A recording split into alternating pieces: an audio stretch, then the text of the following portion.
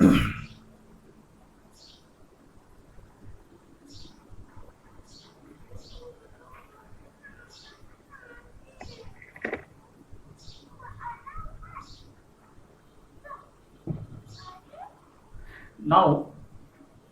in this topic, we are going to understand another TTL logic gate, that is NAND gate. In the last period, we have seen about the TTL NOT gate. Now, this same circuit can be used as to construct a NAND gate, because we have to make only a certain modification in this circuit. What the modifications are? We have to construct this circuit using NOT gate by using a simple thing.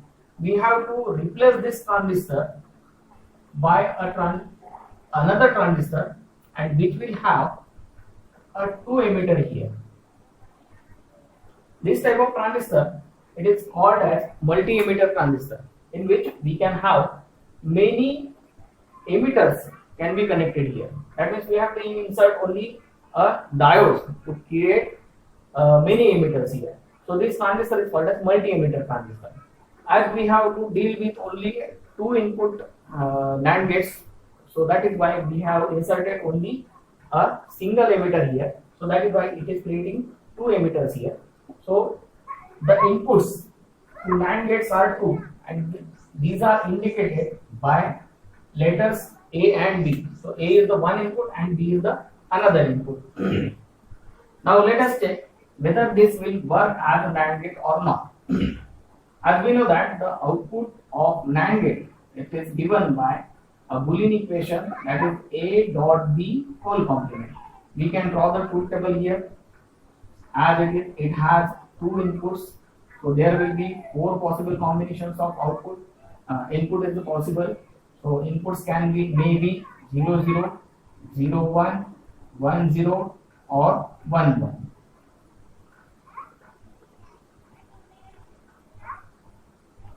NAND gate, it is a AND gate, and then the output of NAND gate, it is complemented. So its symbol is like this. So these are the 2 inputs, and output is given by A dot B whole complement. So it will first take a multiplication and complement it. We can have truth table. 0 into 0 is 0. 0's complement will be 1. 0 into 1 is 0. So 0's complement is again 1. 1 into 0 again 0. 0's complement will be 1. 1 into 1 and 1's complement will be 0.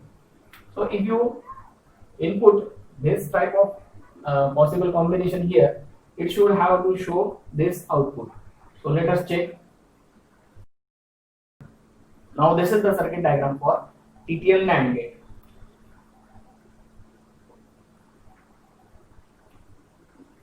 So starting from transistor T1, transistor has 2 emitters. One is connected to input A and another is connected to input B. First combination is 0 0. That means these both 2 terminals, they are connected to ground. So starting from T1, current from the plus VCC, it will enter up to this point. Here the P is connected to positive terminal and the emitters are of N type and they are connected to ground. So both the emitters, they are connected to ground. That means both the N type of this both diodes, they are connected to ground. So P2 positive and N2 negative, that means ground. So both the diodes will be forward biased. So in the both the cases, the current through the positive VCC, it will sink towards ground. So no current is flowing towards this base of this T2. So that is why we can say that this transistor is now on, and it is creating low at the input of base of T2, because all the current is flowing towards ground. So if no current is here, again the transistor here the voltage will be 0, and if this voltage is 0, this transistor T2 will be off. As we have already discussed, if the voltage across the input of common emitter transistor is, if it is low, then the transistor will be off. So no conduction through the transistor is possible here. So all the current, it will saturate it here. So there will be a voltage drop created between across the 1.6 kilo ohm, and this will create high voltage. That means the voltage is more than 0.7 volt. So that is why we will call it as a high voltage. So here the voltage will be high. At the same time, at the emitter, if base to emitter the diode is off, so no current is flowing here. So no current through the 1 kilo ohm resistance. So the voltage drop across 1 kilo ohm, it will be also low. So it will create low voltage at the base of transistor T4. Again, at transistor T3, the base to emitter is getting high voltage. So this high voltage is high enough to make forward bias the diode between base to emitter. So that is why this diode will be on, and ultimately the transistor will be on. On the other hand, at the T4, the base to emitter is getting low voltage. So base to emitter transistor diode will be off. So that is the whole transistor will be on. So current from the positive terminal, it will enter to the transistor. That transistor is turned on. That will conduct the current. Diode will be forward biased. So current will enter up to this point. Again, this transistor T4, it is off. So whole path towards ground is off. So only possible path for the current to flow is the LED. So that is why all the current will flow towards LED. And if LED is getting current or high voltage, then output of LED will be high and this LED will glow. So we can say that Y equal to 1 at the output. So starting from the input, what we have done? We have connected A input to 0, B input to 0, and we are getting high at the output. So first condition is satisfied. Now back to second condition. A is 0, that means A will be connected to logic 0, and that means grounded, and B will be 1. So that is why it is connected to plus VCC. In this case also, this is multi-emitter transistor, that means the emitters are parallelly connected. So if in the parallel connection, if one of the terminal it is on, then it will, the current through the diode, through the transistor, still it will flow towards ground. So all the current in this case also flow towards ground. So no current towards this condition, this output. So that is why if one of the input of this emitter it is connected to ground, the current is still flowing towards the ground. So this transistor will still remain on. If it is on, the output will be low, and this low is connected to base of transistor T2, and this transistor T2 is still off. It will create high voltage at the collector and low voltage at the emitter. And if high voltage at the base of transistor T3, then this transistor T3 will be on, and low at the base of T4, it will make a transistor off. So same condition is arising here.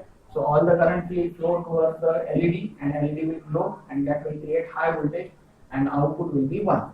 So second condition is also satisfied. Similarly, the third condition. Now here the A input is connected to plus VCC and B input is connected to ground. Here again, one of the diode between base to emitter, it is now forward biased. If it is forward biased, still all the current will flow towards the ground.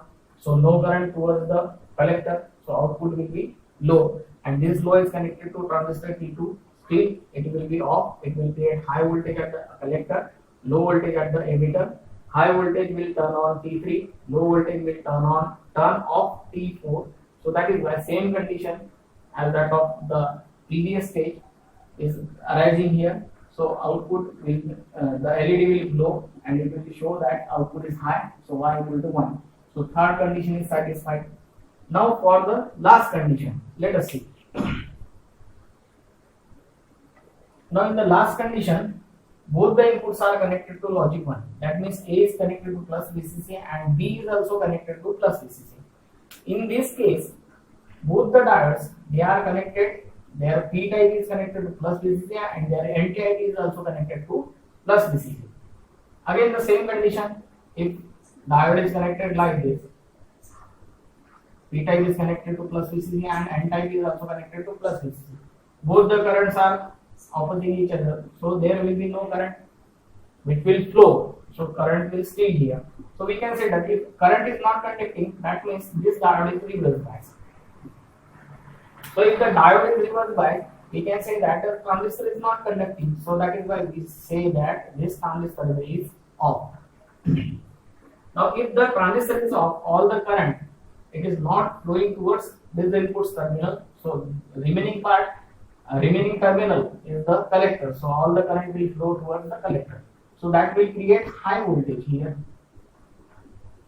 And if it this high voltage, it is connected to base to emitter of transistor T2, it is getting more voltage than that of 0.7 volt.